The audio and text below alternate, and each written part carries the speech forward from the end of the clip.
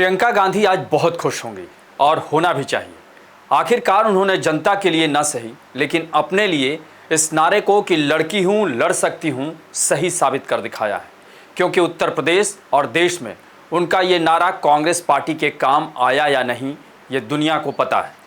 लेकिन प्रियंका गांधी इस नारे के जरिए खुद को राजनेता बनाने वाली राजनीति की राह तलाशने में कामयाब हो ही गई, इसमें अब कोई संदेह नहीं रह गया है। हालांकि ये मौका भी प्रियंका गांधी को तभी मिल पाया जब राहुल गांधी ने उत्तर प्रदेश की रायबरेली और केरल की वायनाड दोनों सीटों से लोकसभा चुनाव जीता और फिर उन्होंने एक सीट वायनाड छोड़ दी, जिसके बाद उन्होंने अपनी बहन प्रियंका गांधी को उपचुनाव लड़ाने का ऐलान किया और अब उन्होंने औपचारिक तौर पर वायनाड लोकसभा सीट से नामांकन करके इस पर मुहर लगा दी है। इससे पहले प्रियंका गांधी ने रोड शो और जनसभा को भी संबोधित कर अपना और कांग्रेस पार्टी का शक्ति प्रदर्शन किया।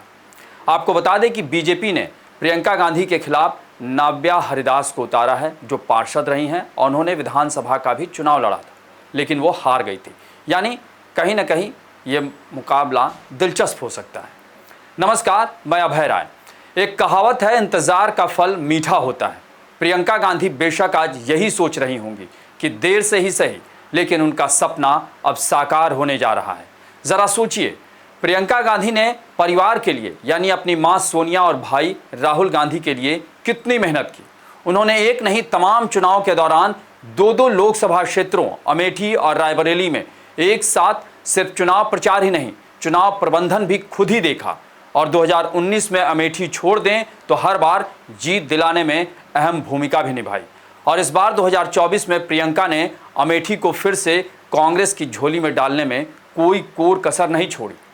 लेकिन यहाँ सवाल ये कि जब राहुल गांधी के नेतृत्व में कांग्रेस कुछ खास नहीं कर पा रही थी, बावजूद इसके प्रियंका गांधी को चुनावी राजनीति यानी चुनाव लड़ाने में इतनी देर क्यों की गई। और जहाँ तक बात इस बार यानी 2024 की, तो कांग्रेस पार्टी चाहे जितना भी दावा कर ले, हल्ला कर ले, लेकिन वो इस बार भी 100 का आंकड़ा नहीं पार कर पाई है।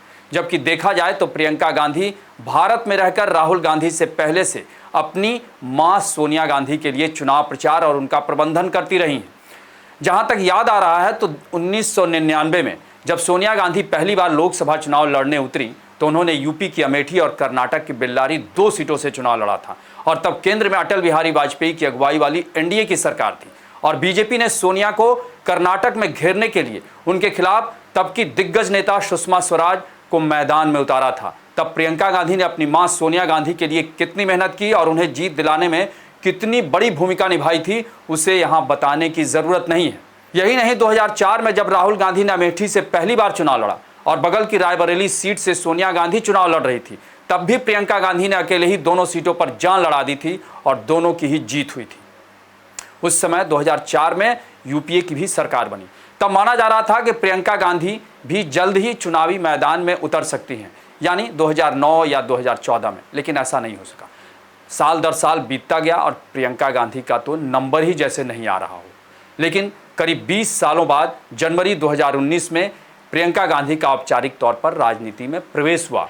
जैसा कि उनके हिस्से उत्तर प्रदेश का पूर्वी क्षेत्र आया, जो कांग्रेस पार्टी के लिए सबसे टफ टास्क था और सबसे टफ इलाका।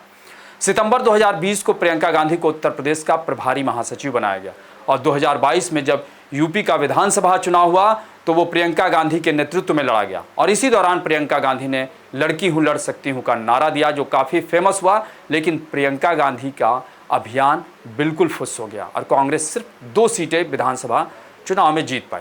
इसके बाद प्रियंका गांधी के बारे में कहा जाने लगा कि वो कांग्रेस पार्टी में विदाउट पोर्टफोलियो महासचिव हैं। फिर 2024 लोकसभा चुनाव आ गया। इसी दौरान सोनिया गांधी ने रायबरेली लोकसभा सीट से चुनाव लड़ने से मना कर राज्यसभा सांसद बन गए। तब प्रियंका गांधी के बारे में कहा गया कि वो या तो राज्यसभा से सांसद बनेंगी या फिर अपनी मां की सीट रायबरेली से चुनाव लड़ेंगी। लेकिन तब शायद प्रियंका गांधी की जीत को लेकर कांग्रेस पार्टी और परिवार आश्वस्त नहीं था, इसी वजह से उन्हें चुनाव लड़ने से रोक दिया गया और राहुल गांधी ने वायनाड और रायबरेली दोनों सीट से चुनाव लड़ा और जीते भी। हालांकि अब हालात बिल्कुल बदले हुए हैं। वैसे देखा जाए तो नेहरू गांधी परिवार में प्रियंका चुनावी राजनीति में आने वाली 10वीं शख्सियत हैं।